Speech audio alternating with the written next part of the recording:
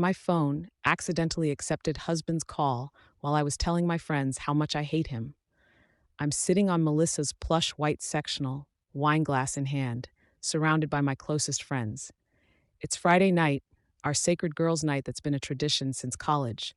The living room is warm with laughter and the soft glow of candles, empty pizza boxes scattered on the coffee table. So, how are things with David? Melissa asks, tucking her legs underneath her as she refills my glass. I roll my eyes dramatically and take a long sip. God, don't even get me started on him. My phone buzzes against the glass coffee table. David's face lights up my screen. I silence it with a quick tap and turn it face down. Speak of the devil, I mutter, feeling a rush of irritation. He knows it's girls' night. What's going on with you two? Rachel asks, leaning forward. Last month you were talking about anniversary plans. I take another gulp of wine, feeling the familiar burn of resentment rise in my chest. I don't know. I can't stand him anymore. Wait, what? Since when? Melissa's eyebrows shoot up in surprise. Since he's become this boring, predictable robot. The words tumble out before I can filter them. He comes home every day at exactly 15, eats whatever I make without compliment or complaint, then sits on the couch watching sports until bedtime. When's the last time we did anything exciting? I'm 32, not 62. My phone buzzes again. I ignore it. Have you talked to him about it? Rachel asks cautiously. What's there to talk about? Hey, David, you've become painfully boring and I'm dying inside. That'll go well. I laugh bitterly. You know what he got me for our anniversary last month? A blender. A fucking blender because I mentioned once, that smoothies might be a nice breakfast option. I'm on a roll now, the wine loosening my tongue and my frustrations pouring out like water from a broken dam. And the sex? My God, it's like sleeping with a metronome. Same time, same positions, same everything. I fake it just to get it over with faster. I take another sip. Sometimes I look at him across the dinner table and think, how did I end up here? Is this really my life? Melissa and Rachel exchange glances. I thought, is this what the next 30 years looks like? Because if so, shoot me now. I drain my glass. You know what's worse? Sometimes when he's talking about his work projects, I zone out completely. Like, I literally cannot force myself to care about database migrations or whatever tech bullshit he's dealing with. I reach for my phone to check the time, and that's when I notice it. The screen shows an active call with David. Duration 4 minutes and counting. My heart stops. Oh my God, I whisper, staring at the screen in horror. Oh my fucking God. What? Melissa asks, alarmed by my sudden change in demeanor. With shaking hands, I hold up my phone. The call connected. He's been listening this whole time. Rachel gasps. Hang up now. I frantically tap the end call button, but it's too late. The damage is done. I stare at my phone, paralyzed with dread. Maybe he didn't hear everything? Melissa offers weakly. My phone buzzes with a text message from David. I'll be staying at Mark's tonight. Don't wait up. Just 8 words, but they slice through me like a knife. He heard, I whisper, feeling suddenly sober. He heard everything. The apartment is dark when I get home. I'm standing in our entryway, keys still in hand, heart pounding against my ribs. The silence feels accusatory. David, I call out, though I know he isn't here. I drop my purse on the counter and notice his laptop is gone. His keys aren't in the bowl by the door where they always are. I thought he really left. I collapse onto the couch, replaying the evening's events in my head. The things I said. The awful, cruel things I said about the man who has been nothing but supportive for the 6 years we've been together. I grab my phone and try calling him. It goes straight to voicemail. David, please call me back. We need to talk. What you heard, it wasn't. I didn't mean. But the words sound hollow even to my own ears. I hang up without finishing. I send a text. I'm so sorry. Please come home so we can talk. No response. As the night drags on, I pace our apartment, seeing David in every corner, his coffee mug in the sink from this morning, his book on the nightstand, the sweater he draped over the dining chair before leaving for work. I thought, what have I done? What the hell have I done? The next morning, I wake up on the couch, still in yesterday's clothes, phone clutched in my hand. No calls. No texts. I call in sick to work and spend the day alternating between calling David, still straight to voicemail, and crying into his pillow. Around 3 p.m., I hear the front door unlock. I jump up, heart racing, words of apology ready on my lips. David walks in, expressionless. His eyes are red-rimmed, his usually neat hair disheveled. Without looking at me, he heads straight to our bedroom. "David," I say, following him. "David, please talk to me." He's pulling a duffel bag from the closet, methodically placing folded clothes inside. "What are you doing?" My voice sounds small, frightened. "Getting some of my things," he says flatly. It's the first time I've heard his voice since yesterday, and it sounds like it belongs to a stranger. "David, about last night, I was drunk and venting and telling your friends how much you hate me," he finishes, still not meeting my eyes. "How boring I am, how you can't stand me, how you fake it during sex." His voice cracks on the last part, and he pauses, taking a deep breath. "I didn't mean those things," I plead, tears streaming down my face. "I was just being dramatic." David finally looks at me, and the hurt in his eyes knocks the breath from my lungs. "The thing is, Sarah," he says quietly, "I think you did mean them. Maybe not exactly how you said it, but the sentiment was real, and I can't unhear it." "Where are you going?" I ask, watching him zip the bag. "I'm staying with Mark for a while. I need time to think." "Think about what?" I ask, though I already know the answer. About whether I want to be with someone who feels that way about me. He shoulders the bag and walks past me. At the doorway, he pauses. "By the way, I bought you that blender because you've been talking about wanting to be healthier, and I thought it would help, not because I couldn't think of anything better." The door closes behind him with a soft click that somehow sounds more final than a slam. 2 weeks later, I'm sitting at our kitchen table, surrounded by takeout containers. David hasn't been home since that day, communicating only through brief, impersonal texts about bills or mail. My phone rings. It's Melissa. "Hey," I answer, trying to sound normal. "What's up?" "Just checking in. How are things with David?" I sigh, pushing away a half-eaten carton of lo mein. "Non-existent. He's still at Mark's. He came by last weekend to get more clothes while I was out." "Have you tried couples therapy?" Melissa suggests gently. "I've suggested it. He says he's not ready to talk about it yet." I rub my temples, feeling the beginning of another headache. "I don't know what to do, Mel. I've apologized 100 different ways. Give him time," she advises. That was a lot for him to hear. After we hang up, I try calling David again. Voicemail, as usual. I thought, maybe he'll never forgive me. Maybe this is it. The next day at work, I can barely focus. My coworker Jen notices. "Rough night?" she asks, placing a coffee on my desk. "Rough couple of weeks, I admit. David and I are taking some time apart." Jen's eyes widen. "You and David? But you guys are like the perfect couple." I laugh bitterly. "Yeah, well, turns out I'm pretty good at sabotaging perfect. What happened?" I hesitate, then give her the condensed version. As I speak, I see her expression shift from surprise to something like judgment. "Wow," she says when I finish. "Poor David." "I know I messed up," I say defensively. "I'm trying to fix it." Jen just nods, but something in her eyes has changed. By lunchtime, I notice people at work are giving me strange looks. The whispers stop when I enter the break room. Later, I check my phone and find a text from Rachel. "Hey, I think you should know people are talking. Jen's husband plays basketball with David's friend Chris. Word got around about what happened. Great, just great." That evening, scrolling through Instagram, I noticed David has posted for the first time in months. It's a photo of him at a rock climbing gym with Mark and some other guys, all smiling widely. The caption reads, "Trying new things. Never too late. Rock climbing, something I'd suggested years ago that he had dismissed as not his thing."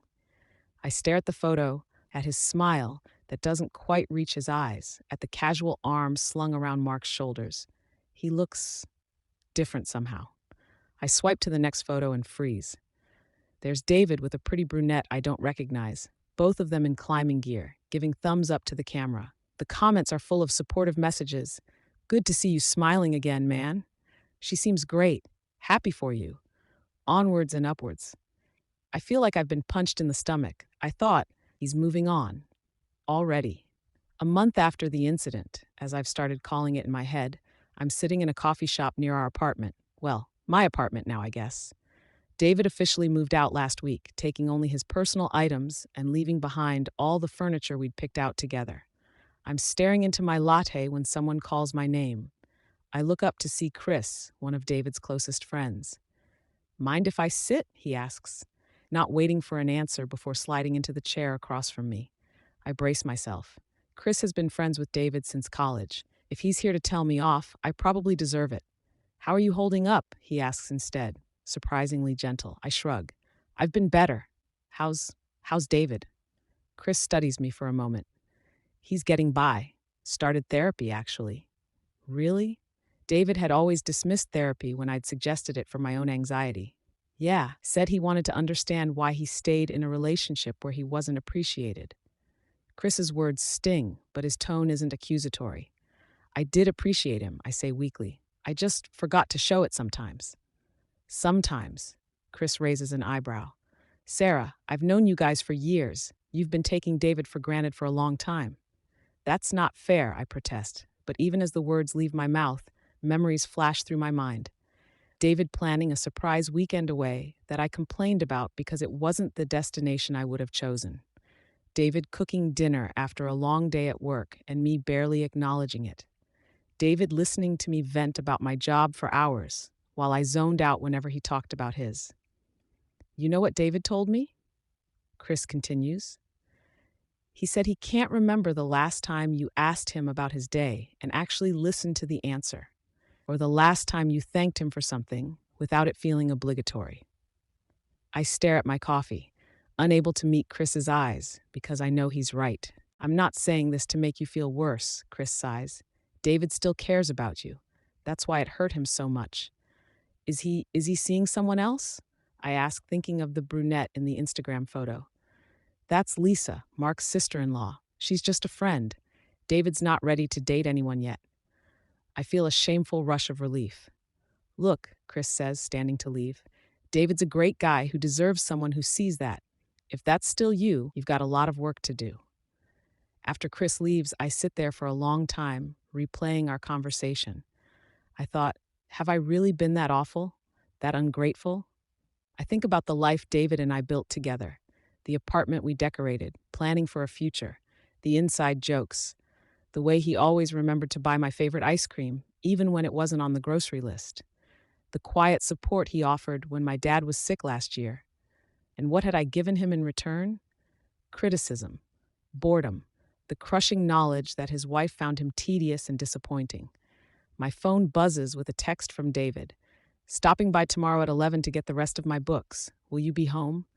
I stare at the message. It's so formal, so distant. Nothing like the man who used to text me random dad jokes throughout the day just to make me smile. I think I've lost him. I've really lost him. I'm standing in our kitchen, my kitchen now, nervously rearranging things that don't need rearranging. It's 10:58 a.m., and David will be here any minute to collect his books. The doorbell rings at exactly 11. Always punctual, my David. Except he's not my David anymore. When I open the door, the sight of him knocks the wind out of me. He looks good, really good. He's lost weight, his hair is styled differently, and he's wearing clothes I've never seen before. Stylish clothes that fit him perfectly. Hi, he says simply. Hi, I respond, stepping aside to let him in. You look different. He shrugs. Needed a change.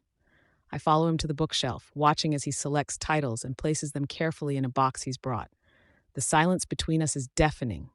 How's the new place? I ask eventually. It's fine. Small, but it works for now. More silence. David, can we please talk about this? I finally blurt out. It's been over a month. He straightens, turning to face me fully. What do you want to talk about, Sarah? How much you hate being married to me? How boring I am? His words cut through me. I don't hate being married to you, I whisper. I was just frustrated and drunk and saying things I didn't mean. Were you, though? His eyes search mine. Because from where I'm standing, you were finally saying what you really think. And honestly, it explained a lot. What does that mean? It means I've spent the last 5 weeks thinking about our relationship, about how you stopped kissing me goodbye in the mornings 2 years ago, about how you roll your eyes whenever I talk about work, about how you never want to do the things I suggest, but get angry when I'm not enthusiastic about your ideas. I feel tears welling up. I didn't realize. That's the problem, Sarah. You didn't realize because you stopped paying attention. You checked out of our marriage long before that phone call. The truth of his words hits me like a physical blow. I still love you, I say, because it's the only truth I'm sure of anymore. David looks at me sadly.